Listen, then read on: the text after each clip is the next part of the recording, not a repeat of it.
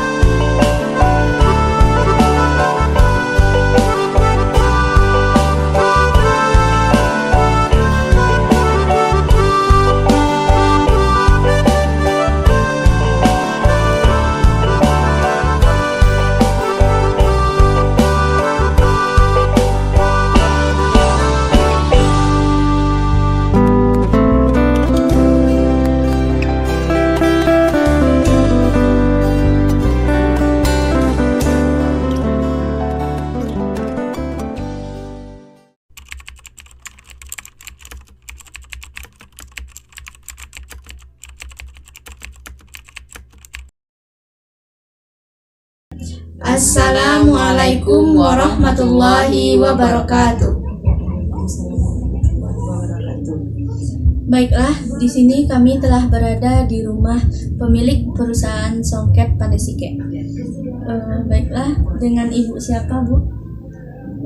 Dewi, Bu Dewi. Baik, Bu. Apakah boleh kami menanyakan beberapa pertanyaan kepada Ibu? Boleh. Yang pertama yaitu, dalam Ibu mendirikan perusahaan Songket ini, berapa jumlah karyawan yang Ibu miliki untuk membuat dan memproduksi produk Songket Pandai Sike ini, Bu? 10 orang. 10 orang, Bu. Lalu, apa badan hukum dari perusahaan yang Ibu dirikan? PT Perorangan, PO. PO. Kita lanjut ke produksinya ya, Bu. Ibu, perusahaan Ibu memproduksi apa saja, Bu? Jenisnya? Rok, kode, dan selendang. Berarti ada 2 jenis produksi ya, Bu? Iya. Oke. Nah, jumlah berapa yang Ibu produksi dalam sebulan? Kita mulai dulu dari kode. Berapa, Bu? Kira-kira 10 helai. Kalau untuk kode, Bu, berapa, Bu, per bulannya?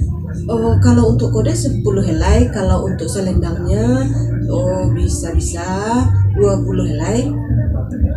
Berarti Kodek 10 helai, selendang 20 helai. Oke Bu. Untuk harga satu selendang berapa Bu? Oh, tergantung dari motif selendang tersebut. Ada yang kurang lebih, ada yang dari 500.000 sampai 2 juta. Kalau untuk selendang Bu? Iya, itu untuk selendang. Oh iya. Kalau untuk kodek Bu? Oh, harga dari 2 juta sampai dengan harga 5 juta, tergantung dari motif dan benangnya. Oh, berarti lebih mahalan kodek daripada selendang ya Bu? Ya, betul. Kita lanjut ke biaya bahan baku per bulannya ya Bu. Untuk memproduksi produk yang Ibu produksi ini, pasti Ibu memakai bahan baku seperti benang. Iya. Coba Ibu sebutkan bahan baku apa yang Ibu pakai untuk membuat produk ini. Yang jelas kalau kita bikin songket, kita menggunakan bahan-bahan itu kayak benang. Ada benang rantang, ada benang emas, ada benang paradis, dan benang gajah. Itu untuk kodek atau selendang Bu? Kedua-duanya, selendang pakai itu dan kodek Keduanya, pakai Bu? itu, ya. Berarti yang membedakannya itu banyak bahan Ukuran. bakunya ya Bu? Iya, ukurannya. Tadi yang pertama Ibu katakan adalah benang rantang. Berapa banyak atau berapa meter yang Ibu gunakan benang tersebut untuk membuat kodek? Kalau untuk kodek, kita membutuhkan benang rentangnya 2 meter. 2 meter karena kalau songket itu panjangnya 180. Jadi di habisnya 2 meter lah satu songket kodeknya itu.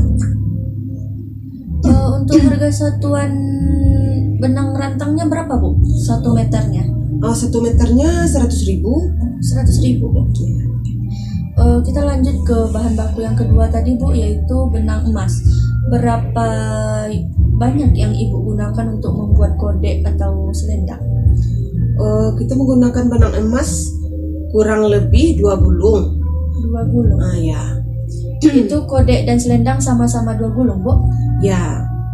Kodek 2 gulung, selendang 2 gulung. Tapi dia nanti bersisa tuh.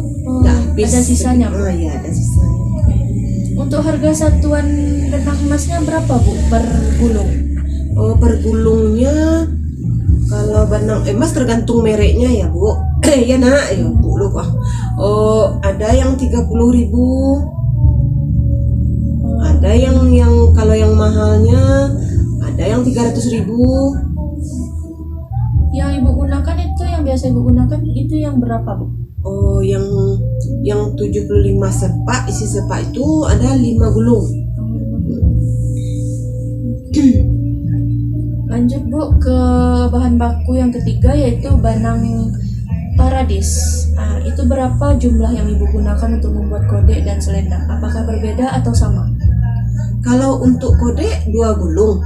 2 gulung. Kalau untuk selendang 1 gulung. 1 gulung Bu. Berarti berbeda ya Bu? Beda. Oke, untuk harga satuan benang paradisnya berapa Bu?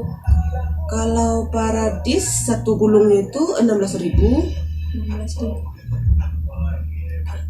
Kita lanjut ke bahan baku yang keempat Ibu, yaitu benang gajah.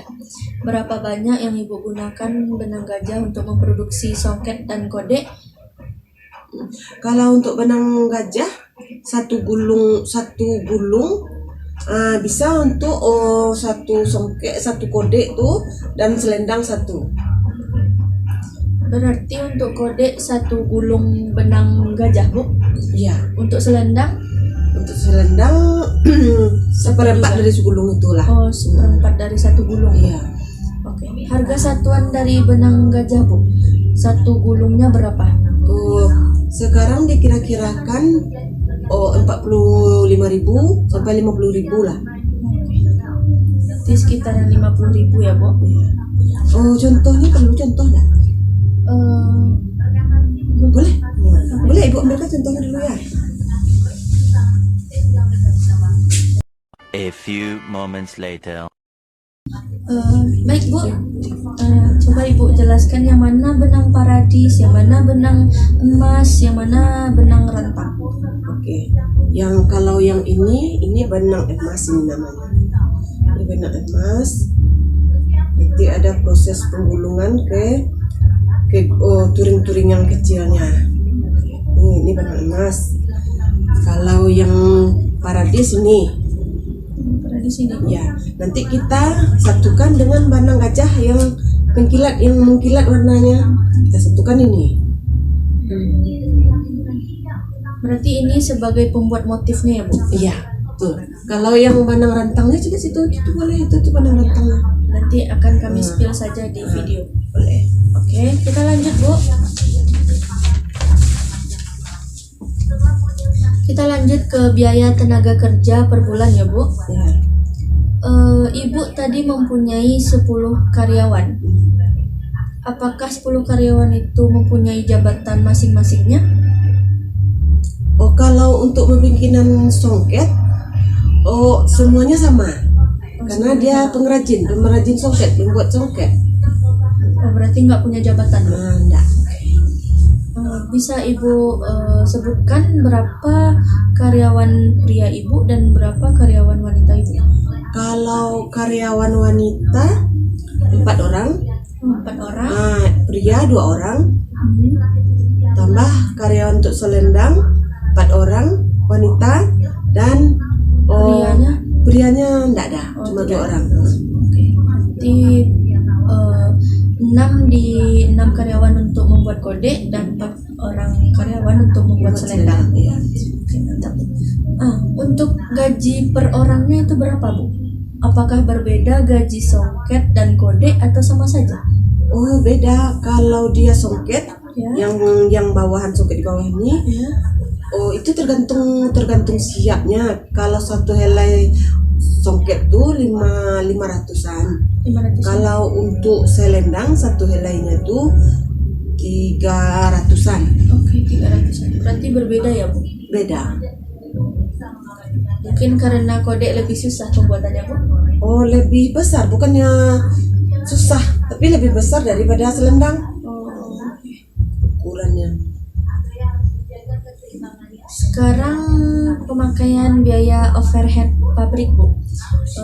Sebelum itu akan saya jelaskan Bu. Biaya overhead pabrik ini biaya yang digunakan untuk membuat produk, tapi yang di luar biaya bahan baku. Contohnya seperti biaya listrik, biaya mesin, biaya transportasi.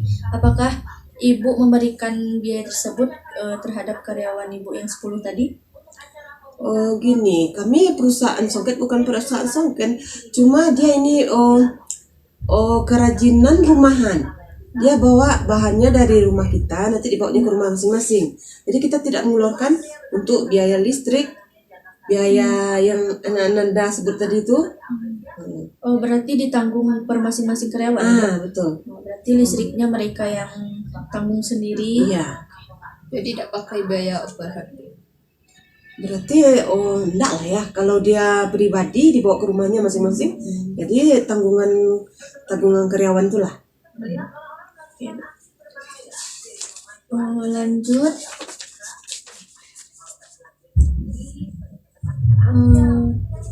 Sekarang kami ingin menanyakan tentang pesaing perusahaan Ibu. Apakah di Nagari Pandai ini Ibu mempunyai saingan yang persis membuat songket Pandai juga? Karena kan orang Pandai mempunyai ahli bertenun.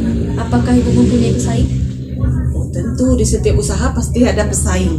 Karena di Pandai ini rata-rata wanitanya yang gadis-gadis, yang ibu-ibu usia subur itu kerjanya bertenun di rumah. Jadi banyaklah bos-bos atau bos-bos yang membuka lowongan kerja untuk karyawan-karyawan yang lain tuh.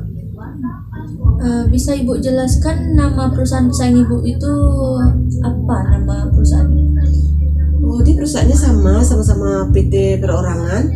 Kayak dia nama-nama pribadi mereka aja, kayak Fatimah Sayuti, kayak Inya, kayak Bundo Maimbau, banyak. Kalau nama-nama perusahaan tersebut pada sikit mungkin pokoknya banyak lah. Fatimah Sayuti, lalu Inya, Bundo Maimbau, Bundo Iko Maimbau. Nagarasaki, Willy Songket, Wih, banyak ya Dewi Bu. Songket, iya.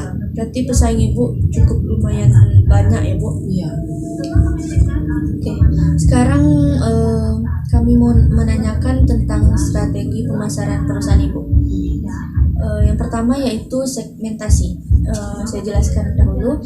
Segmentasi itu adalah siapa saja yang bisa memakai produk yang Ibu buat. Bisa Ibu jelaskan? Selama ini songket yang kami hasilkan itu biasanya ibu-ibu pejabat, ibu-ibu kantoran, gadis remaja, bisa juga kalau untuk kondangan. Nah, tapi lebih banyak ibu-ibu kantoran, istri-istri Pak Polisi, pejabat gitu-gitu. Banyak ya Bu. Iya. Nah, kalau sekarang targeting Bu. Targeting itu adalah siapa target utama Ibu. Kalau yang tadi kan banyak anak muda, anak gadis, ibu-ibu. Nah, kalau target nih siapa yang paling Ibu targetkan? Biasanya jawabannya satu, Bu. Siapa itu, Bu? Ya, ibu-ibu perempuan. Ibu-ibu. Nah, ibu-ibu perempuan. Berarti kemudian target Ibu itu adalah ibu-ibu. Iya. Lalu sekarang yang ketiga yaitu positioning Bu, atau ciri khas yang menonjol dari produk yang Ibu buat. Apa ciri khas produk Ibu yang Ibu produksi ini? Ciri khas produk dari Pandai Sike ini itu songket Pandai Sike yang dikerjakan handmade, yang memang dari keahlian daripada pengrajin, dikerjakan dengan tangan tanpa mesin. Nah, jadi dia menggunakan benang emas yang mencolok, yang bisa menarik masyarakat, ibu-ibu tersebut. Itu digunakan untuk kondangan, untuk pesta. Oke, berarti ciri khas dari produk Ibu ini pertama yaitu dibuat manual oleh tangan sendiri, dan yang kedua yaitu motif yang mencolok karena ditolongnya oleh benang emas yang sangat berkilau ini ya Bu? Ya. Oke. Mungkin hanya segitu yang dapat kami tanyakan Bu. Sekali lagi maaf mengganggu waktu Ibu ya. Ya, sama-sama Nanda. Terima kasih banyak Ibu. Ya, sama-sama. Inilah bentuk setelan songket Pandai Sike.